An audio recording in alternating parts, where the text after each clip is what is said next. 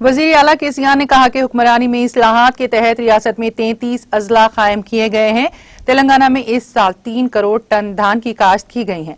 उन्होंने कहा कि माजी में रियासत में गोदामों का मसला था। माजी में सिर्फ 4 लाख टन गुंजाइश वाले गोदाम थे और इस वक्त गोदामों की गुंजाइश 25 लाख टन कर दी गई है।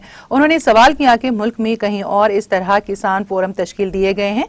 उन्होंने कहा कि रियासत में कुल अराजी का रकबा 2.75 करोड़ एकड़ था, जिसमें से लाखों एकड़ किसानों की मिल्कियत है। उन्होंने बताया कि 5000 एकड़ रकबे को क्लस्टरों में तकसीम किया गया और एक खुसूसी अफसर मुकर्रर किया गया। वजीर आला ने कहा कि किसानों के अराजी के मसाइल धरानी के साथ हल किए जा रहे हैं। उन्होंने कहा कि एजेंटों की शमूलियत के बगैर किसान बॉन्ड बराह रास्त किसानों के खाते में जमा किया जा रहा है। वजीर आला ने इंकशाफ किया कि इससे किसान 95% किसान फायदा उठा रहे हैं। మంచినీళ్ళు తెలంగాణలో మంచినీళ్ళకి బాధ రాదు.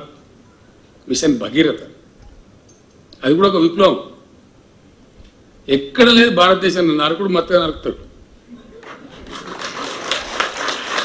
అడ్డం పొరుగు మాట్లాడదు. కొన్ని రాజకీయ పార్టీలు కూడా మాట్లాడతాయి. వాళ్ళకు సిగ్గు శరం ఏమైనా ఉంటుందో నాకు అర్థం కాదు.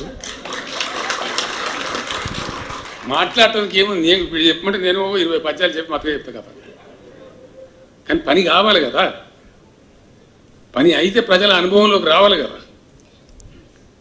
పని జరగడం కాదు, అది జరగాలి. జరిగిన పని ప్రజల అనుభవంలోకి రావాలి. నేను చెప్పేటి అన్ని జరిగినాయి. నేను చెప్పే స్టోరీ కాదు, ఎక్కడో జరిగిన పని కాదు. మన దగ్గర మన కళ్ళ ముందర మనం చేసుకున్న పని. ఎవరినైనా చెప్తారు, ఏ ఊరికైనా చెప్తారు.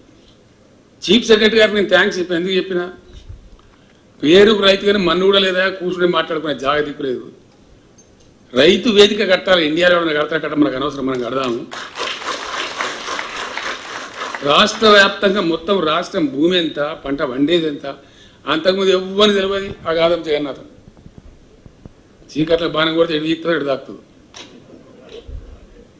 లెక్కలేదు. పత్రం నేను చెప్తాను, ఇయ్యాలకి లేవు లెక్కలు. ఇంకా కొన్ని అధికారులను లొల్లి పెట్టి మామూలు లొల్లి, నన్ను చూస్తేనే వాళ్ళకు ఎక్కడ పోపోయింది మాకు అనే పరిస్థితి. నేను నిజంగా ఇప్పుడు కొన్ని సందర్భాల్లో వాళ్ళకి యాశ కూడా వస్తుంది నా మీద. ఈ ఎక్కడికే మోపోయినా సాగు కొడుతుండే.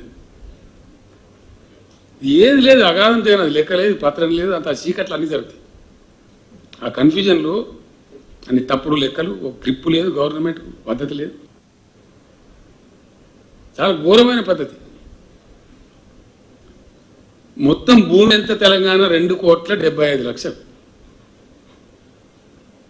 ఆ 2,75,00,000 మన బాబత్ అంటే రైతుల బాబతు 1,5,00,000, 4-5 లక్షల రేటుగా 1,60,00,000 ఉంటుంది. ఇది సరి అయిన పద్ధతిలో జరగాలంటే ఏం చేయాలి అని నా కవిత్వంగా మంచి మంచి గొప్ప అశోక్ గులాటి అని ఒకటి పెద్ద అగ్రో ఎకనామిస్ట్ అంటే నా మంచి దోస్త స్వామినాథన్ గారు అని తమిళనాడు చాలా గొప్ప ఉన్నాడు. అంటే మన దగ్గర కూడా మంచి పెద్ద పెద్ద రైతులు ఉన్నారు. వీళ్ళందరినీ సమీకరణ చేసి మాట్లాడి మా బతుకు తెరువు ఇట్లా మరి ఏం చేయాలి అంటే ఇట్లా చేయమని చెప్పి తవ్వ చెప్తే ఆ తవ్వ పట్టి ప్రతి 5,000 ఎకరాలను ఒక ముక్క కింద విడదీసాం, ఒక క్లస్టర్. దానికి ఒక అధికారిని పెట్టిన, ఒక ఏఈఓ, అగ్రికల్చర్ ఎక్స్టెన్షన్ ఆఫీసర్. అక్కడ రైతు వేదికలు ఏర్పాటు చేసాం. ప్రతి 5,000 ఎకరాలకు ఏర్పడ్డ క్లస్టర్కు 2,600 రైతు వేదికలు ఇవాళ తెలంగాణలో ఉన్నాయి.